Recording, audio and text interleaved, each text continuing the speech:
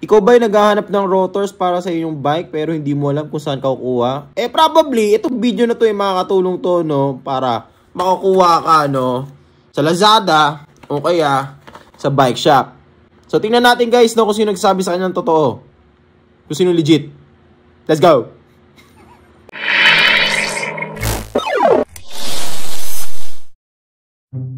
What is good guys, no? And we are now back, no? With another new video. Na naman tayo mga tol. So probably guys, matagal-tagal tayo hindi nagkita kasi syempre, no, nag-grind tayo. So ngayon lang tayo nakagawa ng video. Syempre, dahil nga malupitan ang ginagawa natin guys. So ito, panibagong video tayo. So nakikita mo naman siguro, no, yung title natin down below, no? Ito na, no? At gagawin natin, no? Sino ba sa kanila, no, ang nagsasabi, no? Legit ka ba? Legit ka ba? Legit ka ba? So ito guys, no, pag-usapan natin, no, syempre yung pinagkaiba nilang dalawa, no, bakit mas mura, no, sa Lazada at bakit ang mahal, no, sa bike shop.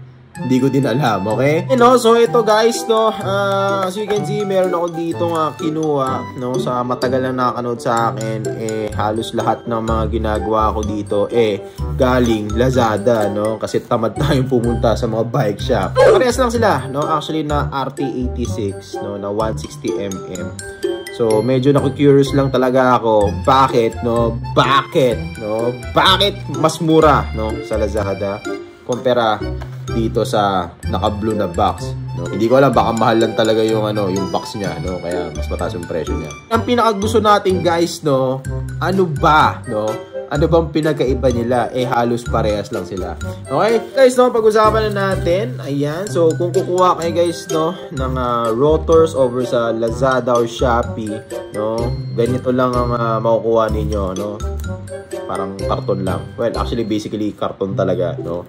So, nakasecure naman, no? Well packaged. Ayan siya, di ba? Hindi talaga tinipid sa ingredients to. Boy! Amazing! At ito naman, no? Ito yung isa naman. Ayan. So, I guess, hindi ko na kailangan na gumawa ng intro. Kasi sabi nga nila, di ba? Pag naka-box yan at color blue na may color gray, you know, legit. Okay? So, nakuha ko pala to guys, no, sa Cycle Arts. Ayan, ang napakalupit, no. Shoutout kay ate na binigyan ako ng discount, no. Discount para sa mga pogi. Pakita ko lang, napakalupit nito guys. Box pa lang, no. Ayan, may punit kasi, wala napunit So, ano naman napaka-goods sa goods, diba? Napaka-legit, diba? Talamas, diba? Ano yung Philippines, no. So, I believe guys, simulan muna natin, no, dito sa made in China, no? Shimano China, no? Kung totoo ba to? Okay? At ito guys, yung Shimano natin, no? I do believe is China din siya, no? China din. Mamaya papakita ko bakit ko nasabing China siya. Okay? Silang dalawa, no? So ito, buksan natin syempre yung ating mahiwagang cutter. Ayan. O nga pala guys, no? 5,000 subscribers na tayo. Siyempre, una kayo. Wala pa tayong pang giveaway. Ito, meron ako dito. No? How, no? Para sa mga, kids natin dyan. How, baka naman.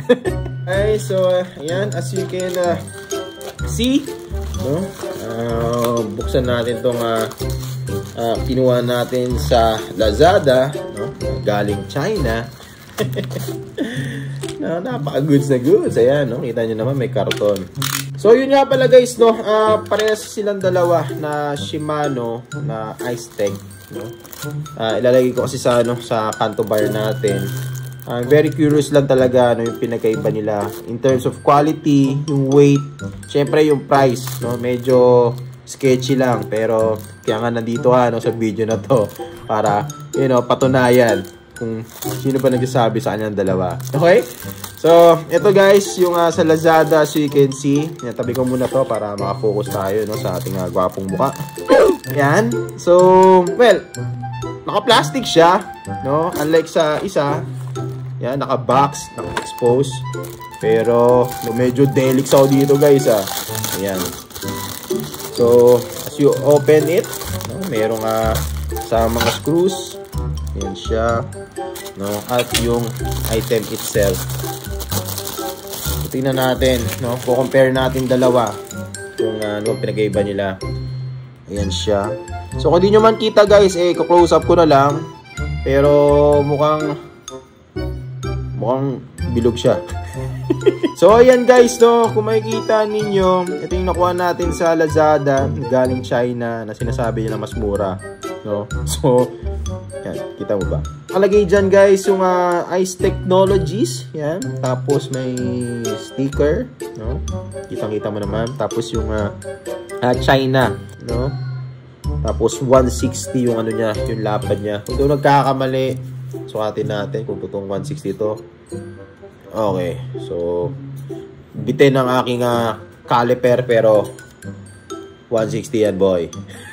160. So tingnan naman natin guys, no, yung thickness nito at kukumpara natin mamaya, no, sa isa.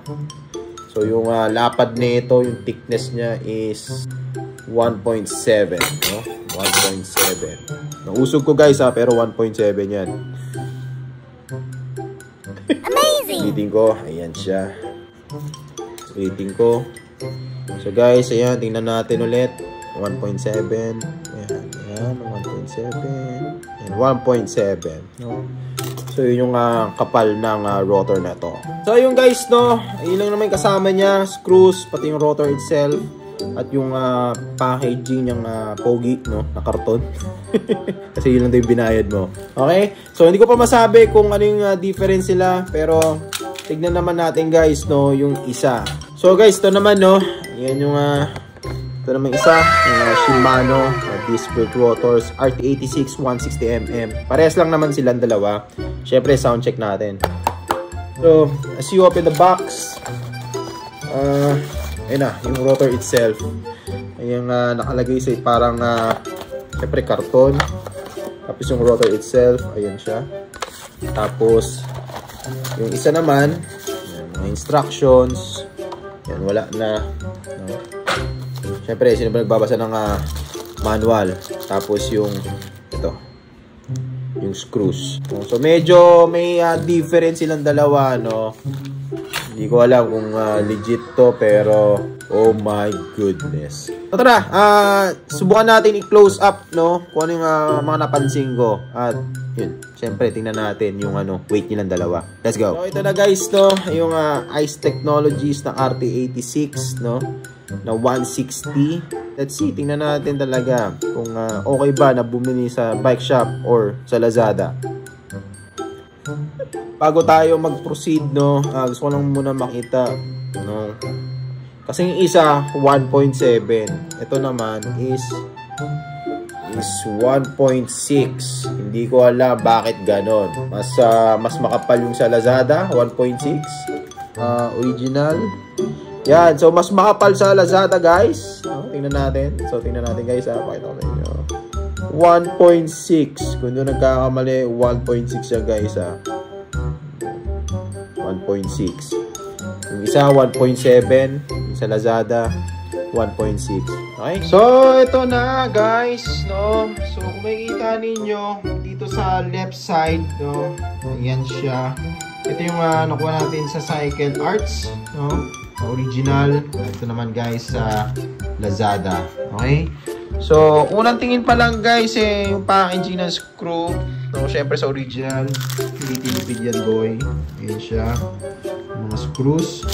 Tapos ito naman sa Lazada, no, parang nakalagay lang sa malit na ziplock, no? Ziplock ba tawag dito?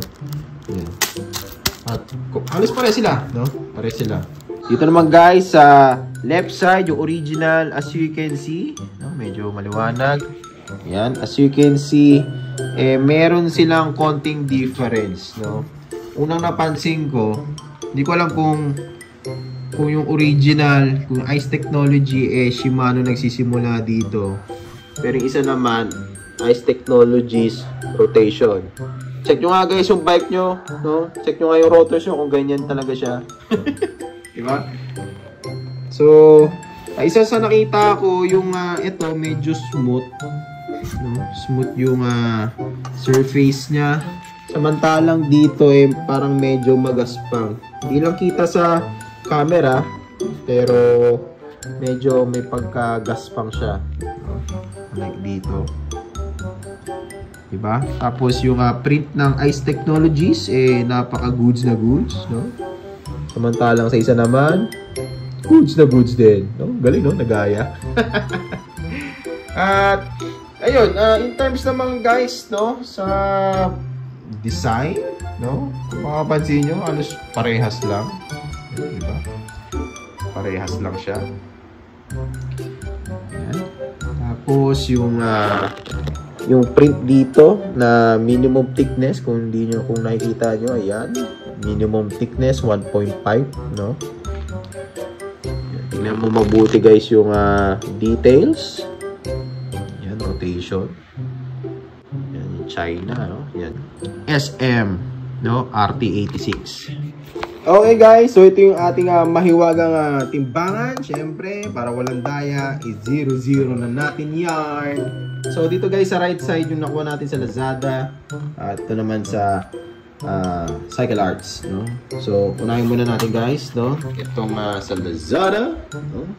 00. So 115 grams, no? So sabayin natin guys yung ano niya, yung mga bolts.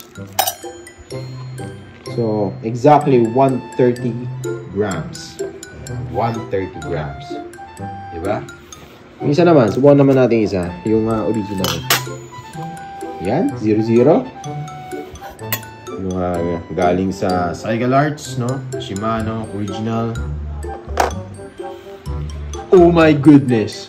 Oh my goodness! No? 115 grams. No? Oh ba to? So, ito naman, yung isa, yung screw niya. Ganyan. 129 grams. Sino kayo nagsasabi sa kanyang totoo? Diba? Oh, 129 grams. Siyempre, kakabit natin itong dalawa. No? So, ilan yung overall weight niya? Yeah, 257 grams. No? So, yun yung total bigat ng dalawang RT86. Kasama yung screws. So, ito na guys, yung dalawa nating rotors na RT86, no? So, kung interesado kayo, either sa mo gusto bumili, sa bike shop or sa Lazada, parang hirap, you know, yung difference ng dalawa kasi halos parehas yung weight, no? Konti, no? Nakumbinsi kitang kumuha, no? Sa mo gusto, sa Lazada or sa mga bike shop, no? I guess, kuha na lang kayo sa bike shop, no? Na may box para sigurado. Pero kung kung busy kang person tulad ko, no, na nag-grind every day, yan, pwede naman sa Lazada. Pero I'm not sure if this is goods, no? Pero rotor pa rin silang dalawa. Pero again, kumuha na rin kayo ng ng malupit na rotors. No, syempre, safety first tayo, no. Huwag natin titipirin yung ating kaligtasan. So, ayun, hoping nasagot din yung mga tanong ko sa buhay, no? At, mga curiosity ninyo kung ano ba mas okay, sa bike shop or sa Lazada. So, there you go, guys. Here's your Shimano rotors na RT86 na Ice Technologies 160mm na napakalupit at hindi ko na alam, no? Kung sinong paniniwalaan ko sa dalawa. So, bahala ka na, guys, no? Kung saan ka kukuha, either sa bike shop or sa Lazada or Shopee. No, malaki ka na. Okay? Ayun guys, no, I think dito na rin natin tatapos yung video natin for today. So, maraming salamat po guys sa panonood. At kung hindi pa po subscribe, make sure na i-subscribe mo na yan. And also, click your notification bell para updated din kayo sa ating next video. So, maraming salamat guys. And kita tayo sa next ride. Ingat!